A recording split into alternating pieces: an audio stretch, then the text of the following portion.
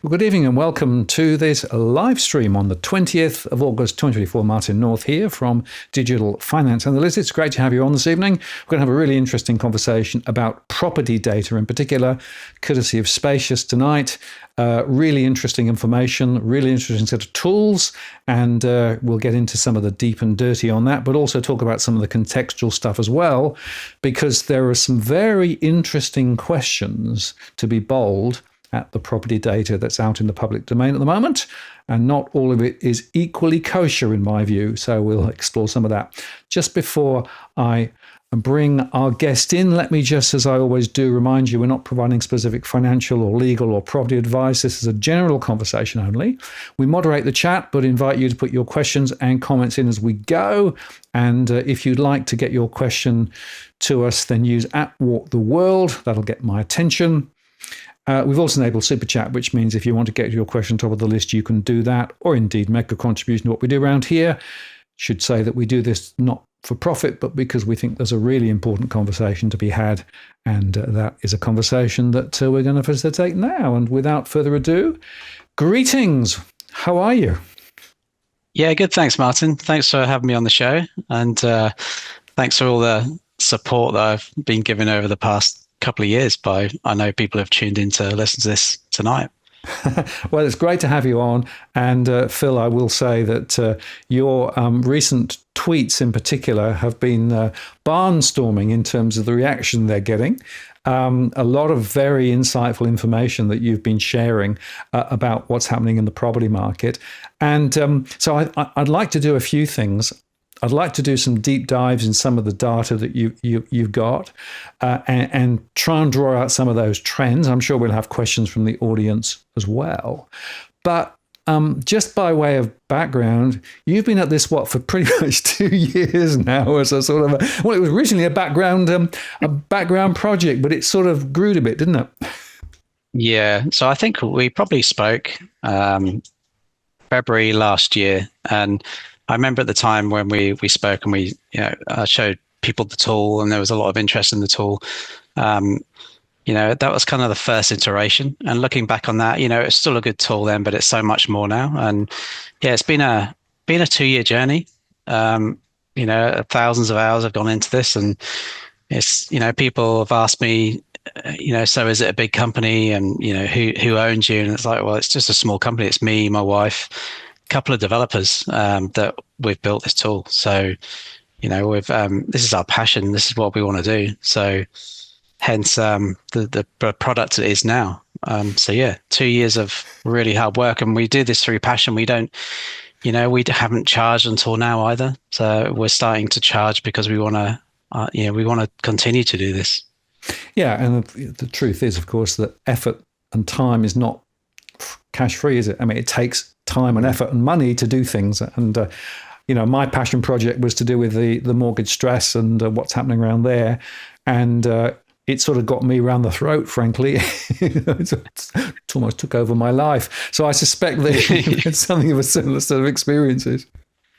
Yeah, waking up at 3 a.m, realizing that something's not right with the website, and then you have to go in and fix it. Yeah, it's been like that. It's from the start, really. So, but yeah, what we really want to do is listen to the people out there and what they want to see, what data they want to see. And this is why we're on Twitter or X. We listen to every single piece of feedback, and we take it on board. And, if something's not right, we'll go and fix it. So, the tool hasn't been built through my ideas or the teams. It's been built through people who have replied on Twitter and supported me and the team. So yeah, thank you for that. Absolutely. And, I when I first saw what you were doing a couple of years ago, I thought this is really, really important. And there's a very important context here, right? Because there is a certain amount of property data out there, but a lot of the property data are presented by portals who have interests in getting more clicks and views, or being connected back to the media, or frankly selling their own data and making money off the data sales. And so sometimes I think it's true to say that the data that's presented and is readily available to the general public isn't actually the complete and full picture of what's actually going on. To give you an example, if you look at a lot of the property portals now, there is very little information available about what properties sold at. And that's a big gap. So if people are trying to work out what's going on, then that's a problem. What tends to happen is that the domains and the CoreLogics and all the others, they're producing high-level statistics and are then putting that out. But those high-level statistics quite often don't tell you very much at all because of averaging and because of the fact that garbage in and garbage out, and sometimes there's delay in the data and all those things. So if you are ordinary Joe, as it were, trying to understand what's going on in the property markets, actually going to a lot of those portals gives you a very partial picture. And that's really the thing that you've started to drill into in terms of the way that you thought about the data in Spachus. Yeah, I totally agree. And we were thinking about our differences the other day, and just to make these more apparent to people when they come to the website. And we are truly independent. We're working on behalf of the people, as we say, instead of the agents. And interesting you said that, because we actually reached out to a lot of these big real estate portals like Domain, realestate.com.au to get data. And I call it the barrier to entry. So the barrier to entry for anyone like myself trying to put this together, Domain initially had a free service, then they got rid of the free service. Then I repeatedly emailed them for data and they didn't respond to me. Realestate.com want thousands a month, literally thousands a month for data. And I thought, well, if that data does have some bias in it, then I could start this site. I could obtain that data through scraping, and I can present the real picture. And I think that's where we come in. We're truly independent in the market, and our aim is to provide this real estate data, this transparency to everyone.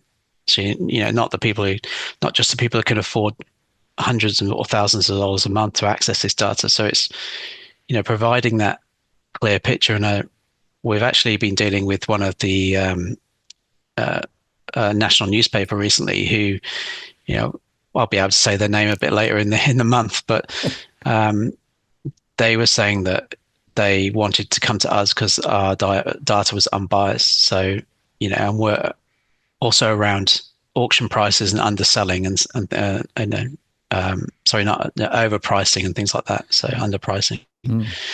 So I think that's our difference. Is we slot.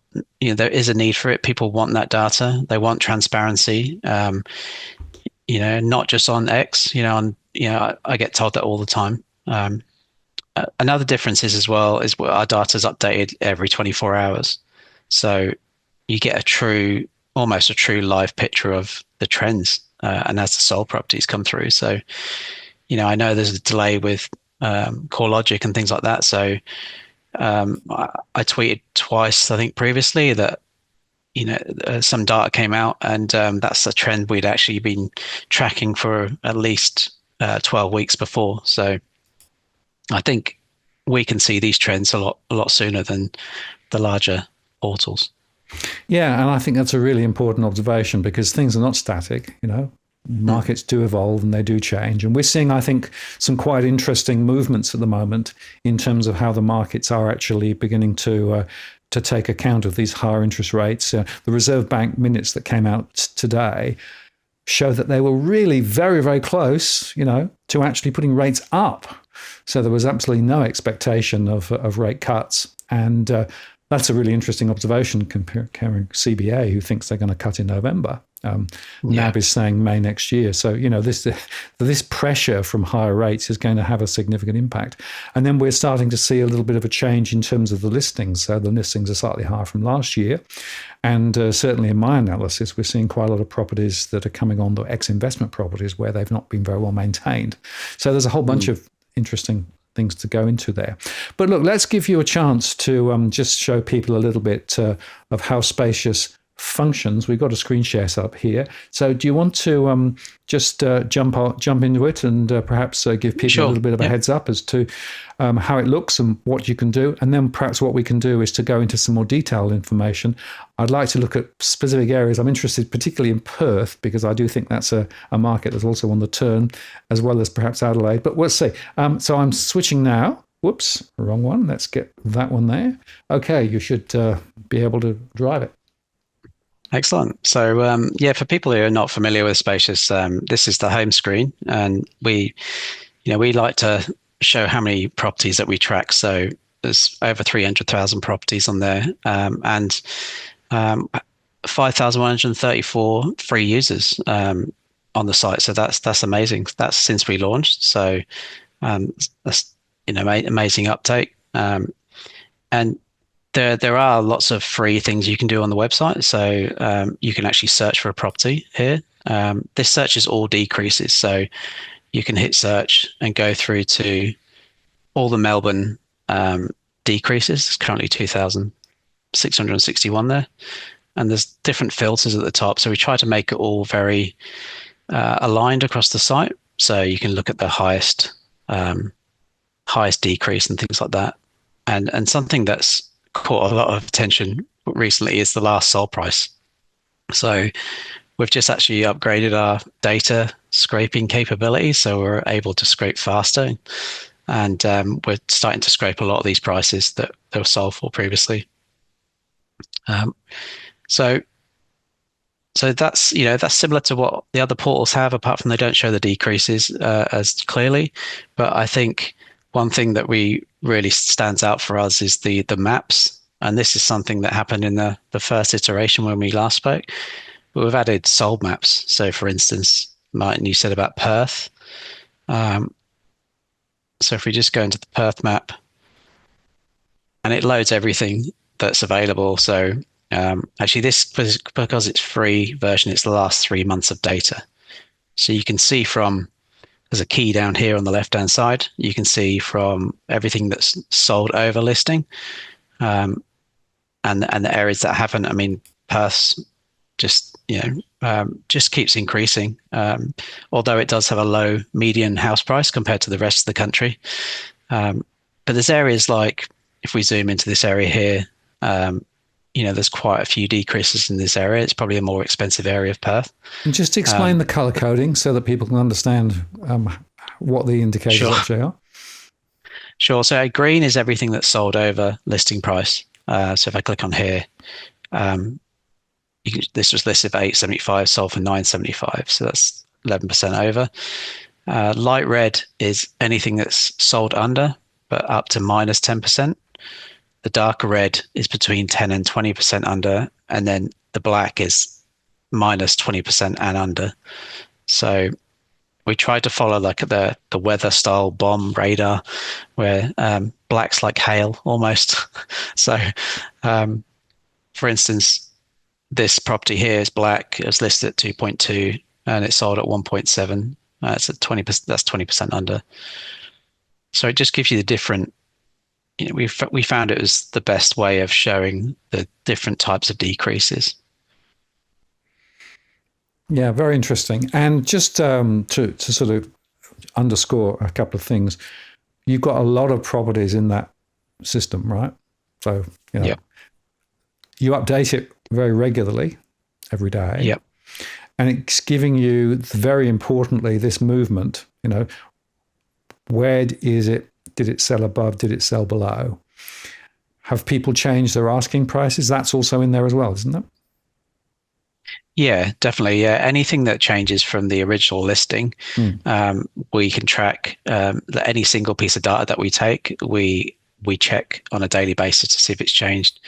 And we do kind of do a double check, because our scraping tools will check to see if anything's changed. So like, just to give you a bit of, it's the kind of geeky side of me, just to give you a bit of information. There's like almost over 100 scripts every night that run and filter and process this data. So, and that has taken the full 2 years to get them right. So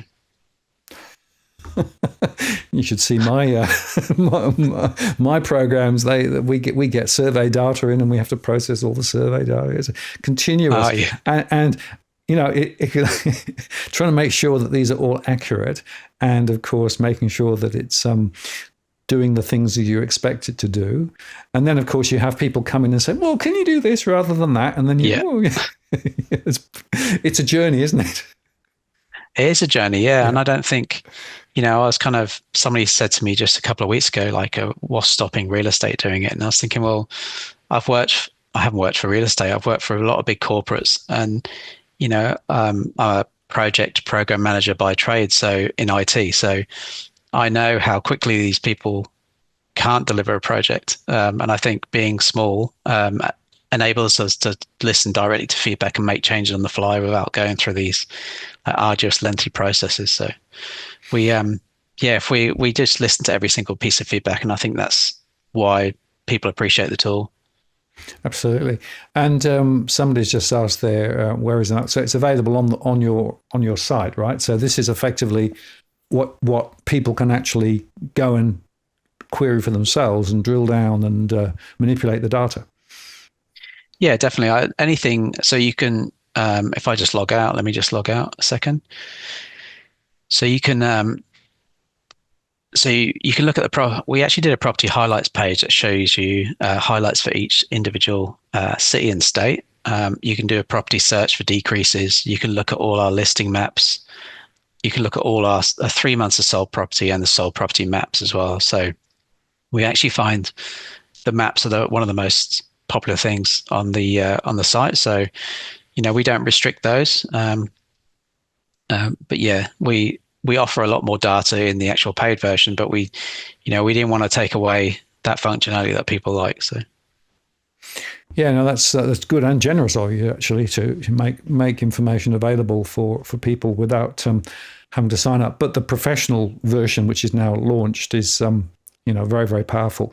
And I suppose if somebody's interested in a particular suburb, you can drill down into quite a granular local area, can't you? And that's one of the most powerful features that I see. Yeah, you can drill down on the map. We actually played with heat maps as well. So, but the way we've represented the data, we feel like it's a heat map. For instance, if I could just show you this. So we'll go to Sydney, the Sydney sold map. So on the Sydney, it's just loading all the data. So if we zoom out, you can see there's probably about 9,000 properties on here. So, and we can see this like kind of area that's all sold under, and the west of Sydney that's all sold under too. So, I think it gives you. And then like you say, you can drill down into specific areas like here. Why have all these sold under? And these are the questions that we get and we ask ourselves as well, and we go investigate. Also, we in the main. I go through this in more detail later. We also have suburbs as well. So if you click on a suburb, for instance, say we go to Melbourne, go to Albion. This is a more targeted view of the suburbs. So it shows you how many have sold, how many we've tracked, sold over listing, sold under listing, the current listings in that suburb, and then recently sold properties. And what we're trying to do is at the moment, as a new feature, we're trying to build a property and suburb like map or property and suburb report, so which goes into a lot more granular detail. So people are able to just run these reports on these properties and get detail that's not available on any other portals. That's what we're trying to do. Trying to show the value. Absolutely. And the power, of course, is, I think, as you go down into those local suburbs, and you can presumably filter it units versus houses and those sorts of things. I mean, what is there more filtering below that? So can I say 4-bedroom houses versus 3 or anything like that? Or is that? Yeah, definitely. In the paid version, there is a property search, so you can go down and look at the both for sold and for listing. So you can go straight down into, I'll just show you. So if I start with the dashboard, it'll make it a bit clearer. So this is the Spachus Professional Dashboard, and it's got some links up here at the top. These are my saved searches. So you're able to create a search and then just refresh your searches based on any properties available. And I only just refreshed this today. So so if I go in, if I want to create a new search, I can go in and say Melbourne. I can go to a specific suburb, the property type, whether it's house, apartment, or other, the bedrooms, maximum price, and we added keyword as well. So you're able to add one or multiple keywords in there, and you can search, and then that will save your search here, and you can just view properties at the moment. All very similar there, but what we're trying to do is we're trying to go out for, we get lots of feedback of, can you add this extra filter, or can you add this extra field to search across the property? And that's possible. Anything's possible. So what we're trying to do is, we know people have got specific areas they want to search for, and these are their saved searches. So they can just come in and refresh the searches on a daily basis. It'll tell you if there's new property, and then you can go view that property. On the maps, there is what you just mentioned. There is, so if I go to a listing map, let's see what's available in Perth. So again, the listing map's a bit different because everything in grey there's no change. Green over and red under, but you're able to search by property value on the map, or even property type. So you can say, I want to see just houses. And obviously there's not a whole lot of property there in Perth at the moment that's listed.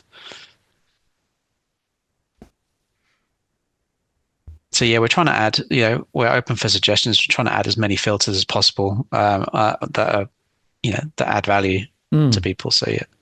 And one of the comments in the chat was, well, there isn't a huge amount of property information in regional areas, but that's a statistical point about the fact that the property density in regional areas is a lot lower, right? Yeah, that's right. And we do cover 26 areas now. So we cover, if I just go into the sold price trends that we can talk about a bit later, but so these are the main cities that we cover. And if you go into regional, here are all the regional. So Albury, Ballarat, Bendigo, through to Wollongong and Townsville. So there are areas that we're going on a bit of a data expansion at the moment, covering particularly northern New South Wales that people have asked for. So, but yeah, that's our next step, to go even further into these areas.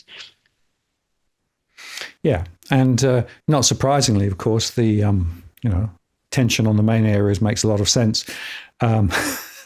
I do the same with my stress surveys, right?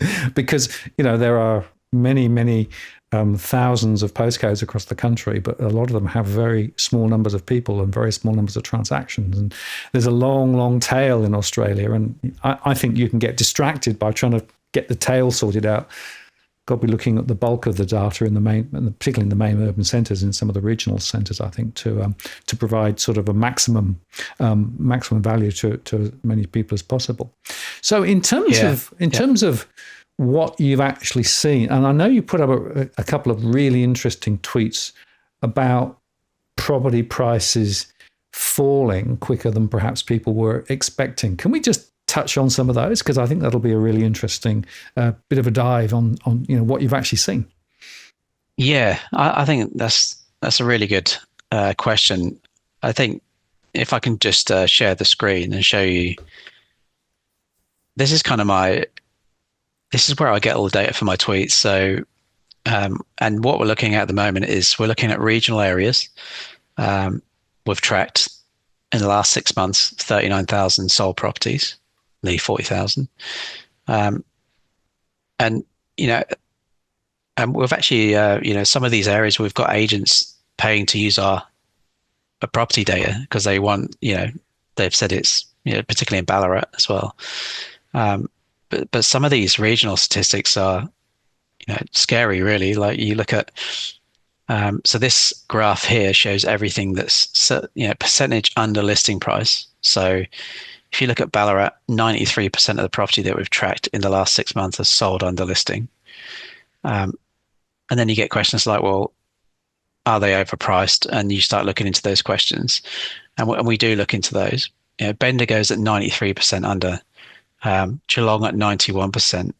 And then you go look at the sold maps and you see how much these areas are falling. I guess the only regional areas that actually are performing well is probably places like Rockhampton. That's 30k over. Toowoomba was actually performing pretty well. But that has slowed down. But generally, the regional areas like Coffs Harbour, 44k under. Same for Ballarat. Same for Bendigo, and this is the general trend, and it keeps going. And it's interesting. What we can do as well. You mentioned Toowoomba. So Toowoomba is top of my target on stress at the moment. So it's one of the most significantly stressed areas. And the point I want to make is there is a clear correlation I see in my modelling between high levels of stress and weak property price growth or falls. And what you're starting to report now is some of the same falls that I'm seeing in my data coming from a different direction. And I think it's a consequence of a lot of people in financial difficulty in those areas. Yeah, I think so. There could be several factors. The whole working from home. People have moved out to these areas, and I know the governments in New South Wales and Queensland are asking people to go back into the office now. So, and that's a fairly recent thing. So it'll be interesting to see how that goes. But then when we actually look, so on, thank you. So on the screen, there's a drop down to actually say the last 6 months to the last 3 months, and you can actually see the areas change. So it's interesting. You can some of the, like if we go back to the main cities. So if we look at the last 3 months, Adelaide's actually performing quite well. And I was talking to Martin earlier. What we've done, we had a question: how do the underpricing of auctions affect these results? Well, just at the bottom here, we're tracking auction prices, and we're looking at Adelaide, and Adelaide actually sells 120,000 over their initial guide price. I think Sydney's the worst offender. We're looking at nearly 200,000 over. So the average median listing price is 1.3. That's all the apartments and everything, and then the sold price is 1.4. So what we've done is we've taken some of the auction prices out, and it affected Sydney in a way that it looked like Sydney was doing really, really well. But actually taking that data out, Sydney's actually selling 3k under. So it's pretty much level. But Melbourne's really dropped. And if we go back to 6 months, Melbourne's the same actually, but some of these figures increase over that time. So we can see that there seems to be in certain areas a bit of an acceleration, like in Canberra, Melbourne and Newcastle in the last 3 months. Obviously Perth doesn't seem to be stopping, doesn't seem to be slowing down. We haven't seen any weakness in that at the moment. And particularly, the Sunshine Coast for us, we know the Sunshine Coast quite well, and it still has the second highest median house price in the country, and that was performing really, really well. That seems to have leveled off. So we, by changing these, going from the last 6 months to 3 months, analysing the data, we're able to see whether areas are slowing down or gaining pace. Yeah, and of course the challenge is you have to spend a lot of time on the engine to be able to get the data to be processed. But of course, the real insight is actually the so what's from what you're seeing, right? And I always find the same dilemma that I've got with my modeling, right? I spend a lot of time under the hood, as it were, but I've still got to come up and try and actually let me just try and reflect on what I'm seeing so that I can actually tell some stories as well. And I always find it a contention between, keeping the engine running and trying to actually draw out the insights. And That's Not easy. that's very true. Yeah, It's very true. And like, we've got lots and lots of supporters on X, and we really appreciate that. And we like that they ask questions about the data. And we've got some people who it doesn't really fit their own agenda, and they'll question the data without their own set of data. So that's always interesting. Well, it's interesting because, of course, you have a foundation of data to be able to actually justify what you're seeing and producing a position. I do that with the data, and I find that on the other side, we have people who come out without any data at all, just saying, no, it's not right. Well, show me your data. Well, I haven't got the data. I just know it's not right. And it's like, well, what can you do with that? I mean, you cannot actually, you can never win that argument, right? Because they'll always say, well, I'm right. So if you come into a conversation with a closed mind about what you're seeing, then data's irrelevant. I think both you and I would turn around and say, actually, no, the data is king here, because the data is actually providing you a platform of insight. If you did but see it, the trouble is you don't often want to see what it's telling you. Yeah, exactly. And it's, it's probably fair to say it's about emotion. We try to remove the emotion from it. We don't, a lot of people act on their emotions, and they, if they see, particularly Melbourne, they see property prices going down in Melbourne, they respond from a position of emotion, I guess, and we don't. So. It's always the way. Now, a couple of questions for you. Jeff asked this question: is there a metric? Let me just put the question up here. Is there a metric showing the trend for days on market in your database? Yeah, we do have days on market for every single property, and we're adding this to our dashboards.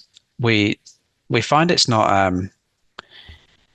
It's a tricky one because so if we take data from domain or real estate, they may keep that listing on longer than when it's sold. So, they don't necessarily stop the days, and say it's 190 days on market, and it's not a true reflection of how many days it actually was on the market, because that listing could be on for 30 days more, because the agent wants to put a sold price on it and keep that listing on. So it's very difficult to track when it actually sold. So, we could go back and take the sold date and take the initial listed date, and we could work the actual days on market. So we could do that, and that's probably another script that we have to run.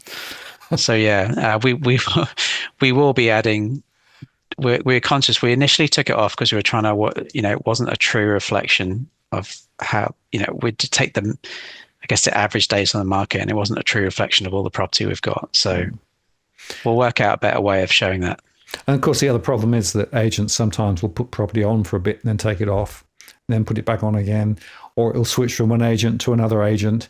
If the first agent has to see it in 6 weeks, it then disappears and then comes back on again elsewhere. So actually, it's a very complicated process to try and track what's really going on with when a property is listed and when it's actually sold. So, and the other interesting observation, of course, is that sometimes what you discover is that the journey as represented, for example, on some of the other property portals, only again tells you half the story. It doesn't tell you all of the story. This was actually originally listed about 18 months ago, and it's still not sold. That's a story that should be there, but actually that's not the story that's there. Yeah, and that's a really good point, because we just last week, we're starting to scrape data for listed, not sold. So I think that's kind of a key piece of information we want to show. And also the days on market, agents they could reuse the same listing. If they've got, say, an apartment complex, they'll reuse the same listing. So that listing may stay on for 2 or 3 years while they sell apartments. So it's not straightforward to filter it, but we will work our way. It's like a lot of this, as you get into the details of the data, you realize that actually there are a lot of it depends and a lot of things that are not as transparent. I mean, the classic one I always go back to is the auction clearance rates, right? And the magic that has produced silly numbers for years on auction clearance rates, right? Because they only basically take the ones that they've been able to get information on, and So you see the listings and then, well, actually it's a much smaller number to start with. And then, so the clearance rates are completely meaningless in my view. And again, it's because of the fact that the high level data doesn't tell you anything useful. And yet, of course, it's propagated by organizations that have interests in propagating that information. And frankly, all but deceiving people as to what's really going on. And that, for me, is it's one of the crimes in real estate. A lot of the information that's out there is, I think, deliberately dressed up to spin a yarn to try and get people to make certain decisions and essentially walk away from reality. Independent data is a critical catalyst that actually can deal with some of these issues if you actually can show alternative views. Yeah, I totally agree. And, I moved away from the UK almost 20 years ago, and it comes down to competition. In the UK, there's lots of competition in terms of property. So the competition brings that transparency.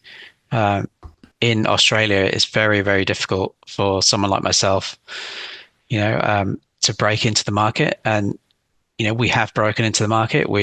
Some of our listings, like the other day I posted, was above real estate. I mean, that's just the odd example, but we're up there in the top 6 or 7 results. So, going from such a small company, making an impact like that, and Google allows for that. Google recognizes good content, but I just blame there's not enough competition, and these. I don't think they want competition. They want to, like you say, spin the narrative. Yes.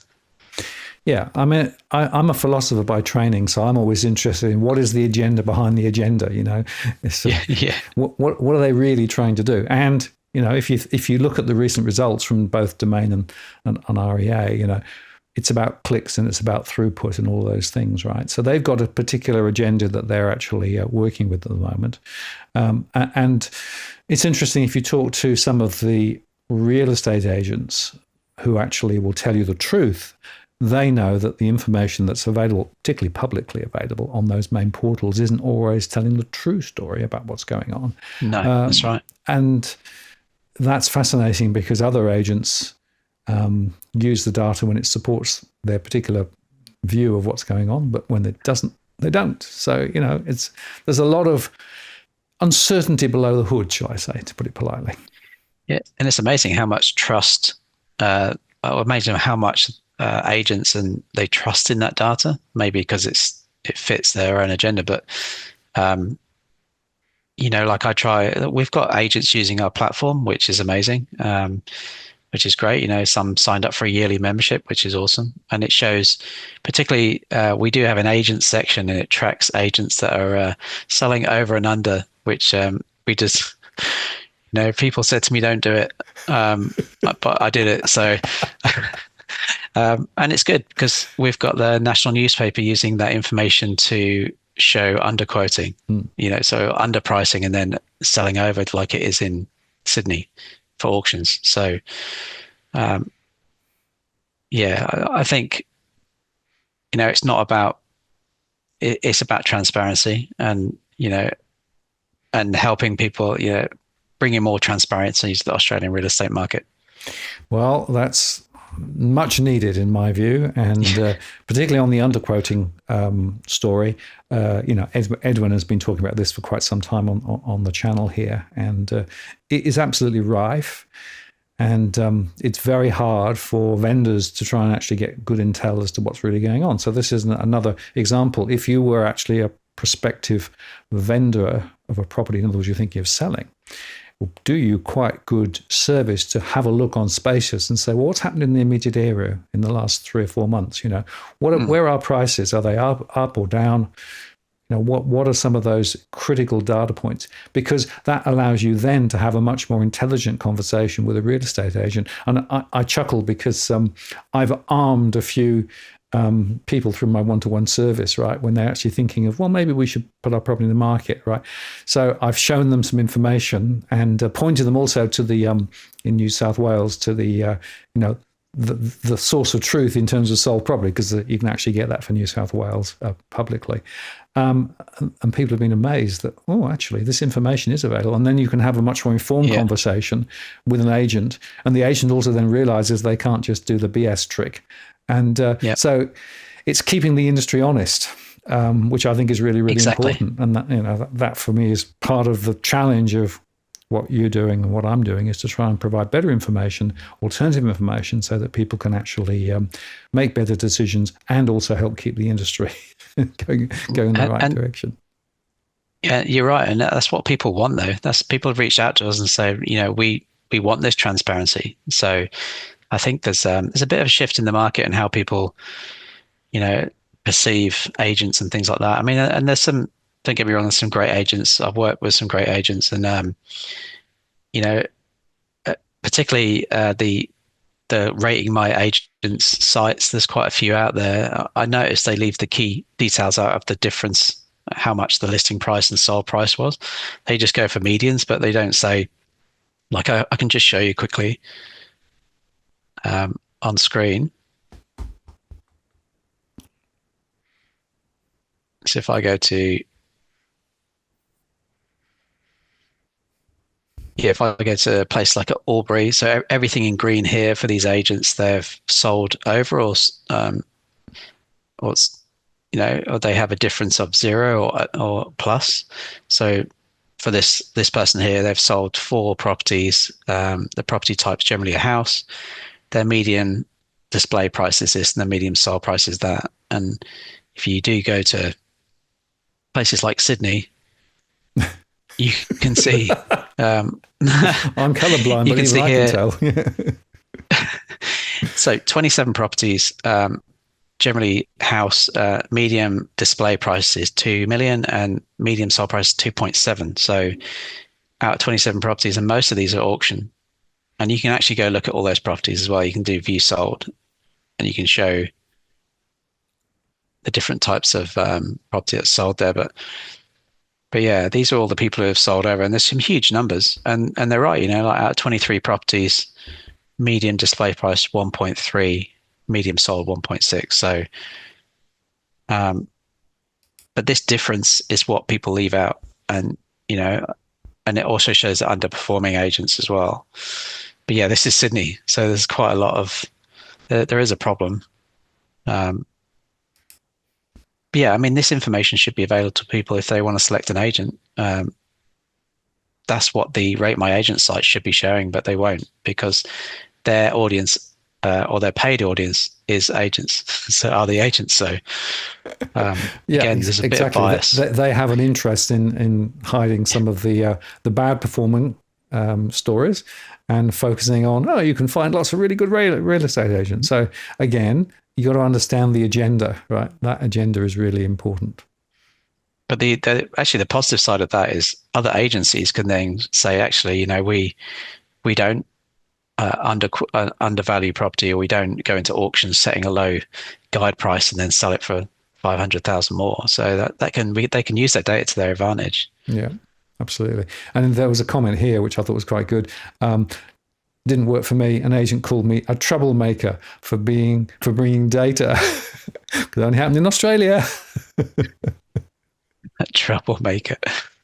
Yeah. Yeah, that's probably what they called me as well. But and me as well. So unfortunately, and Edwin, who by the way, somebody said, "Why is Edwin not live?"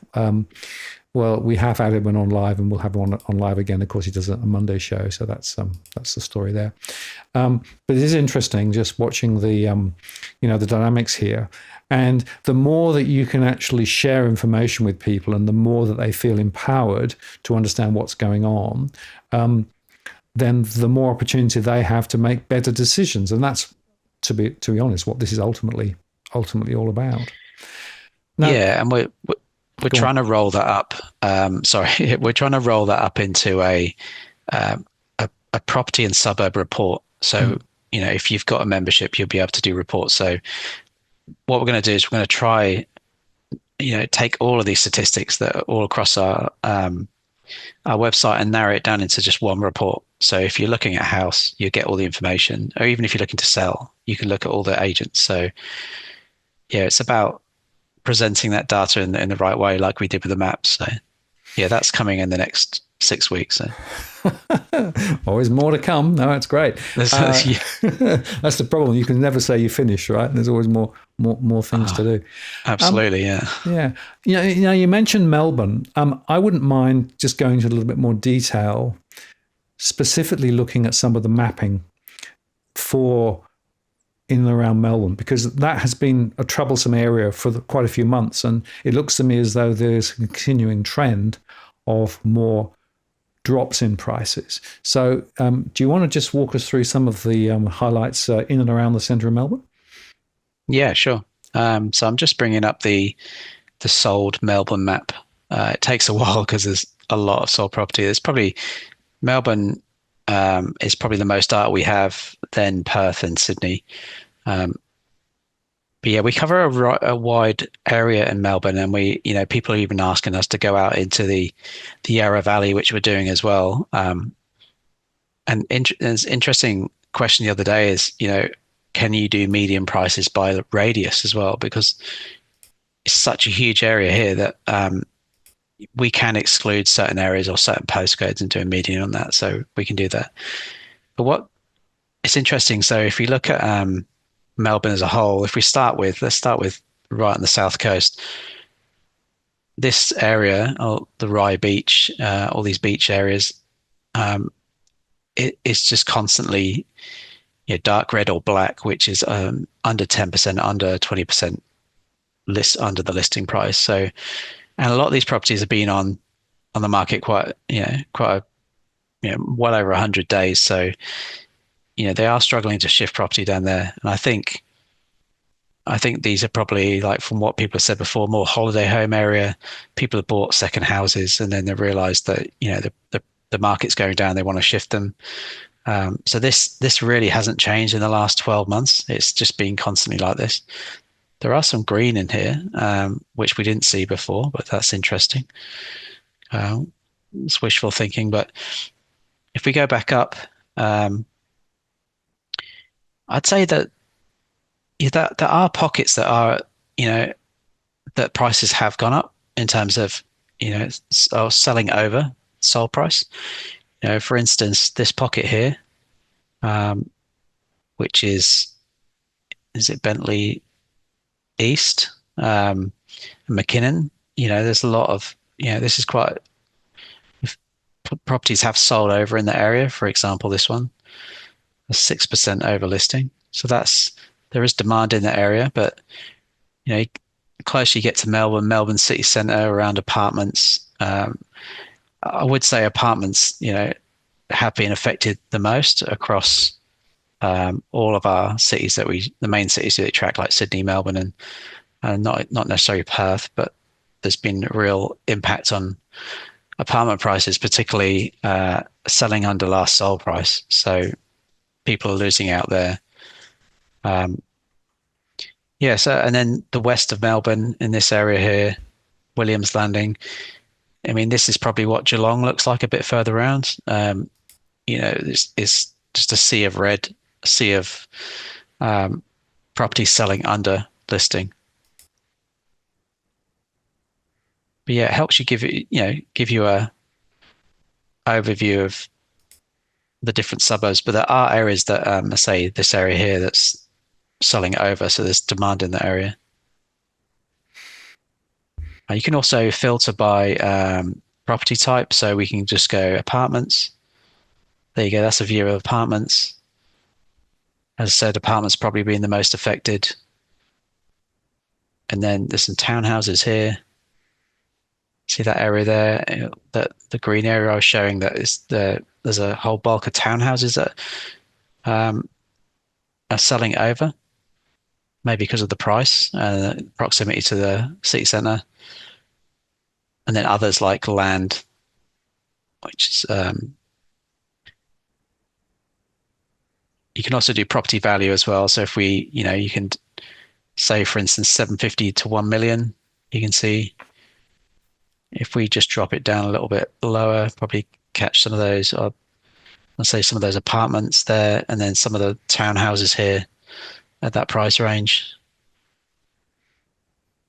and then we can say 1.5 to 5 million. So that's that pocket there I mentioned as well. So that they must be houses that are in that area.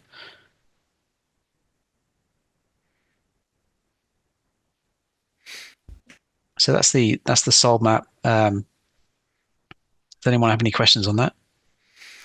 It's very interesting. And Cookie Boy just threw this one into the mix. Which capital assets are rising, which ones are falling? Of course, the point is that at the aggregate level, that doesn't tell you very much at all, right? That's why this approach, where you actually are going into specific areas and looking at units versus houses in particular areas, is significant in terms of its power, right? Because the aggregate averages don't tell you that much. Yeah, that's right. And we can, in our suburbs area, you can drill into those suburbs. So if you want to know more data, you can go to that suburb, for instance, the one I just highlighted, and you can see what's selling over and under. So, and you can look at the listings and the sold as well. But I think another interesting area that's quite contentious is the selling under. So Melbourne does have the most selling under, but it obviously has the most listings too. So if I go to selling under,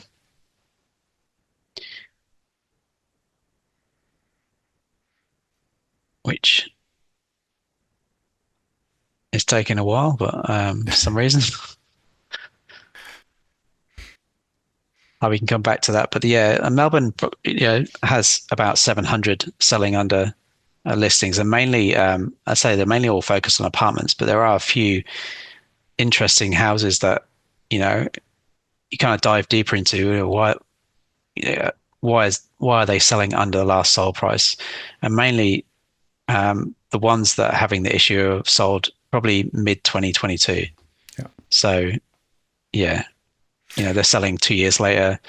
Mid 2022, was that COVID or towards the end of COVID? So yeah, they're the properties that, apart from apartments, that generally, some apartments from 10 years ago are now selling under, but generally houses are all selling under from the last sold in 2022. Absolutely. Now, can you do me another favor? I want you to go down to Hobart, because I've been watching the deterioration of that market for at least 18 months.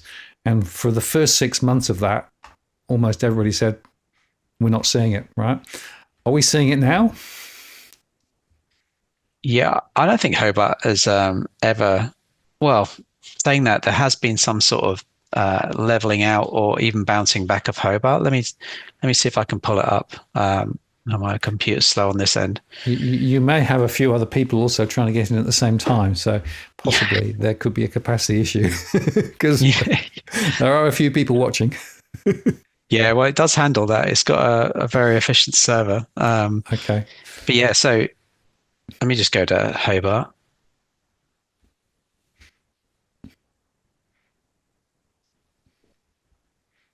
Cookie Boy said anti-spook Hobart.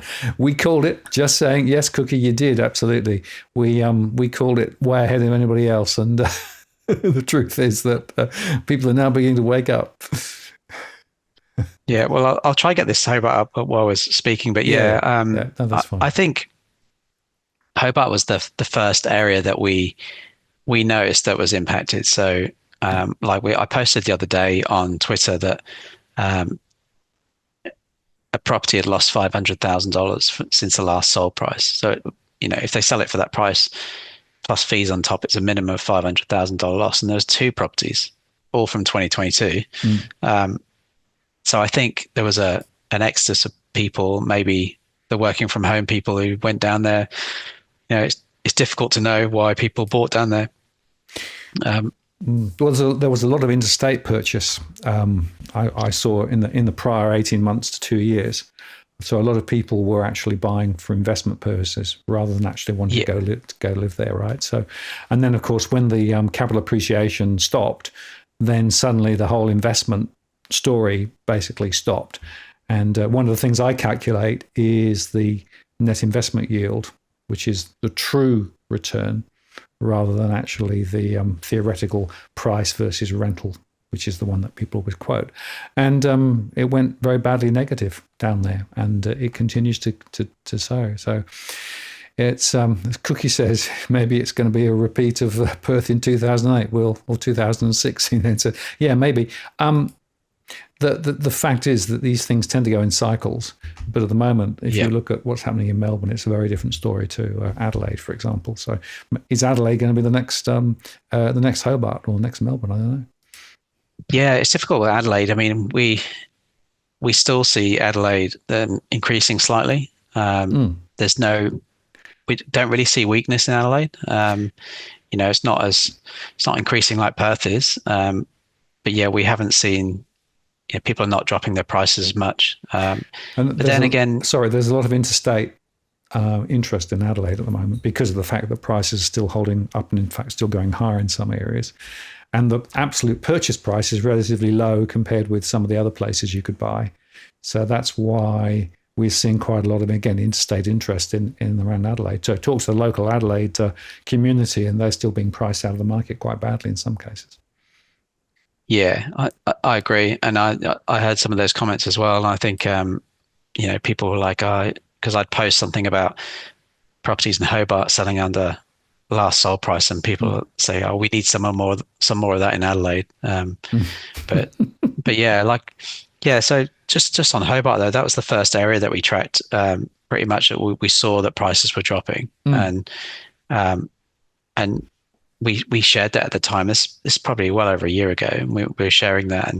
But we did notice, once we started tracking sold in more detail, we noticed some of the places were selling slightly over. So the properties must have found a level, but they were going down for at least a year before they found that level. So, but still, we have. I think I probably got 40 or 50 selling under last sold price in Hobart, and we don't track that many listings there. So yeah, it's definitely an issue, and you can see that in our members areas. Yeah, I was thinking I'd be interested to know whether, in fact, you have a greater number of people attracted in areas where prices are rising versus whether they're falling. Whether people don't want to know the bad news if prices are actually falling. I find that quite often, by the way. Quite a few people like to know what's going on until they actually see what the real information is, and then they say, "Oh, I don't really want to know that." Yeah, that's right. Yeah, it's so I'm just still trying to get this back up here, but that's right. Yeah, I say like the one area that stands out is obviously Perth. The median price is still very low, although. People say I cover a really wide area, Perth, and that would affect the median price, but still compared to the rest of the country, you're looking at, I think it's around 700,000 the median price in Perth. On the Sunshine Coast, it's like 1.3 million for a house. So, still, even people I speak to, friends, family, and people through Spachus, they want to invest in Perth. Because that's the only place they can realistically buy or enter into. So I'm seeing a lot of that again, East Coast going across to the west at the moment as well. Now, Edwin asked an interesting question, which would be interesting to get your view on. Edwin says, "I can see the value in the information, but how long is the data lag from sale to settlement? Is 6 weeks to registration in the LT office, another 4 weeks. So what's your thoughts there in terms of the immediacy of the information that you have? And he's talking here, I guess, about specifically the settlement value. Yeah, is this recording the sold price? Yes. Is this the lag? So this, yeah. So yes. So the agents. So what we used to do is once a property went under offer, we used to take it off the website. We don't do that now because we want to track, under offer to then sold. We generally find there's not that much of a lag because the agent will want to update the listing as soon as possible to say that they've sold that property, because they're not just promoting the property, they're also promoting we've sold it and we sold it overvalued or whatever. sometimes they withhold the price if they feel that if it sells under. But we don't see much of a lag in terms of from when at the sale to when we actually get the sold price in our database. So just to be clear, the sold price that you're using, and then is effectively what the agents have put into the transaction. Is that right? Yeah. So the agents would then it'll go in domain. It will go from listing to under offer, and then once it's done for, it's gone through the 2-week period, or and then it's finally settled, then the sold price will be updated then. Yeah. So we don't see like a substantial lag there. Okay, it's interesting, because certainly what I see when I'm looking at information that's available on some of the other portals in terms of what the agent has put in, and then what actually has happened in terms of the settled price, when you actually compare it, for example, in the land registry in New South Wales, there can be quite a difference between what they said was actually the transaction value and what actually it was finally settled at. Now, in some cases, it's renegotiated. Maybe there was a survey that was done later, or something came up and they renegotiated. But quite often there is actually, firstly, a lag, because it takes some weeks to process. And then secondly, you can have been in a situation where those two prices don't necessarily match. And in fact, in some cases where prices are actually dropped, then that information is not disclosed in the public portal. So they never actually tell you what the property was actually sold at. So the only information you can then get is actually from the land registry. Now, of course, in New South Wales, as I said, the New South Wales land registry, that information is available. Anybody can go and query it. In many other states, though, it's now wrapped up in commercial. So you can't actually physically get that same information. Yeah, that's interesting. Yeah, maybe we should go back and compare, get that information from New South Wales and compare it to our sold prices.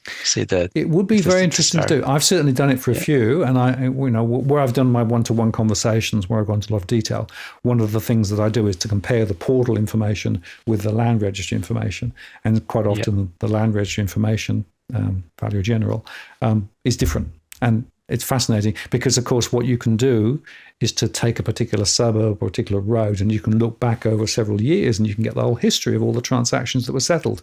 And that is, for me, the definitive source of what actually the prices were.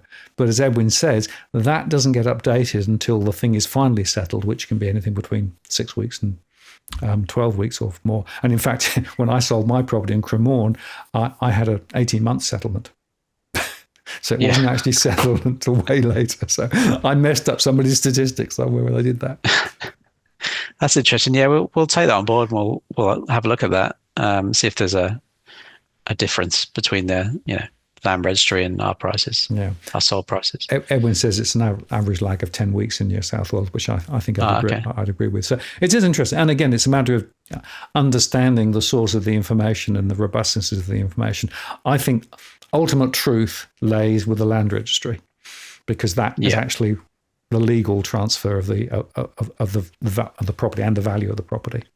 So that's right, not just the agent entering it into the portal. Exactly. And I do underscore, it's a bit like some of these stories about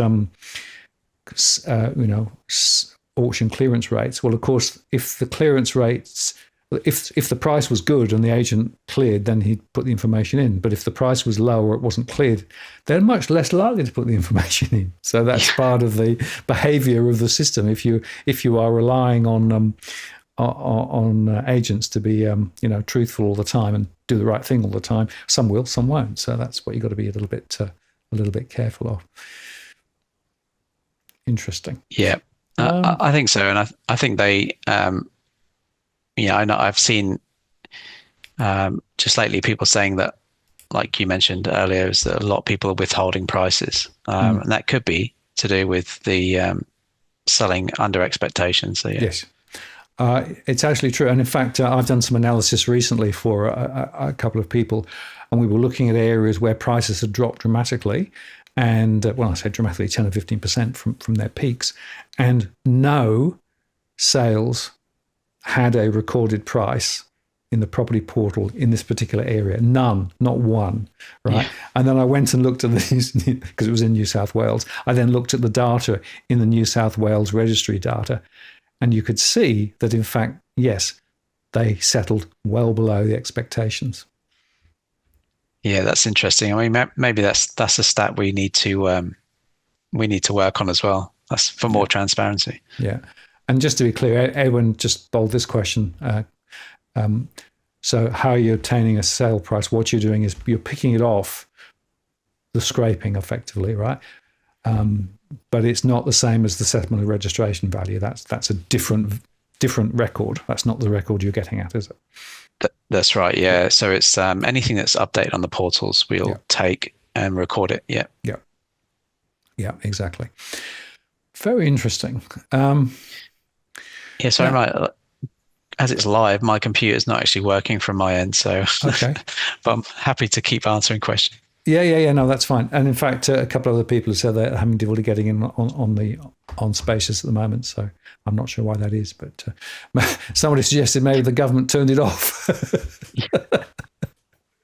I wouldn't be surprised. I mean, like I actually monitor, the uptime of the server, and it's always available. We get about 1,000 people a day access server. So yeah, unless there's like 1 million people on right now, then well, I don't think we've got 1 million watching at the moment. We've got quite a few, but as this particular Drew said, I've bookmarked the site for later use when the server comes back up, kind of when Bill Gates introduced Windows on stage and it crashed with a blue screen. Well, the problem with doing any demo of anything is always, if it's going to go wrong, it's going to go wrong for the demo. That's just the way of the world. So you've been at this for a couple of years, right? Where do you think it's going to head now? What plans have you got to take it forward? At some point, are you going to sort of draw a line and say, "I'm finished," or is it a perpetual project? Yeah, it's like when we released the members area, I thought I could have a bit of a rest for a few days, but within a day we were building something else. So I think I think for it to be sustainable long term, we needed the members area. So we've offered, for the best part of 2 years, we've offered free statistics. The whole website has been available for people to use. So if we want to grow the company, provide even more transparent data, we need to provide a members area to get some revenue in to pay for that. So, essentially it's a business, but we also don't want to alienate people who like the maps and things like that. So there's a bit of a balance of that. I think we see this. The thing is, there's lots of different types of users on the site. So we've tried to categorize those types of users like we do in projects. So, I don't want to go all corporate, but there's different types of users. So, we're targeting agents. So agents may sign up for a 12-month subscription plan. We've got some agents doing that, looking at the agent data actually and comparing their agency. There's also a type of user that probably only wants the site for a few days or a week. They want to get the information, they want to go. So we've tried to offer different membership packages from 2 weeks, 1 month, 3 months, 6 months, 12 months. So that caters for all the different types of people. I guess another area is if someone's looking at a property, like a lot of property portals have property reports. So, we want to provide those property reports for people looking at a specific property, not just at stats as a whole. So that's another different type of user. So I guess we want to identify those different type of users and then provide real concise statistics to them. And I think we've provided the real estate's portal, and we'll continue to build that portal as well. We say to people there's new features every month. So if you sign up, there are going to be new features every month. But I think, we'll go down the property report and suburb report route, and that'll be our next iteration. And it's generally getting feedback from people. So if people say, I want to see this and we think it's a good idea, then that'll be another iteration after that. It's basically making it sustainable so we can continue to work on this full time in the future. we also had another interesting, somebody reached out to us from Dubai and said, they want to advertise on the portal. So there may be an opportunity to do some international real estate. I don't want to take the focus away from Australia, but at the same time, showing what's other areas in the world that you could potentially invest your money in, like maybe apartments in Dubai and things like that. So we might do a map focus of that. So you have a map of all the developments that are currently happening, but just comparing prices from around the world. I think that works particularly well on Twitter too, and X. I see people comparing a chateau in France to like a shack in Sydney. So, yeah, I think people are interested in that and see what, as a comparison. But yeah, that's not, Australia's our main focus, and we'll continue to develop our members portal, but also identify those different types of user. Because initially we said 19.95 a month, and then people were saying it's too expensive, but it depends what type of user they are. It's not expensive to someone who wants to see all the statistics, but for someone who wants a property report, maybe they don't want to pay $20 a month. So we'll continue to make it accessible for everyone. Yeah, and price pointing is always difficult, right? Because as you say, you have a diversity of users. I have exactly the same issue at my end, where I've got some large organisations who, frankly, if you said it's 2 and 6 months, they said it's not worth paying for, right? They need to pay a lot. They need to feel as though they're getting a lot more and paying a lot more, whereas you've got other people who actually just want a point piece of information. So trying to work out the sort of the mix of different plans for different types of people it's no mean task, actually. Yeah, we keep refining it. So since we launched, we've refined it about 3 times now. But we do it through customer research. So and we don't pay for that research; people volunteer it, which is great. So we're not going to go change something if we haven't received a piece of information that's worthy of changing it. So yeah. Yeah, absolutely. Well, we've pretty much come, I think, to the end of the show. Questions, I think, have pretty much dried up. So there's a few, other threads going on in the chat, but I think we've covered the main things. So I just want to say thank you so much for coming on, sharing some insights in your massive project and what you've done there. And I'd say to people that this is a really, really important alternative source of truth relative to those you might find elsewhere.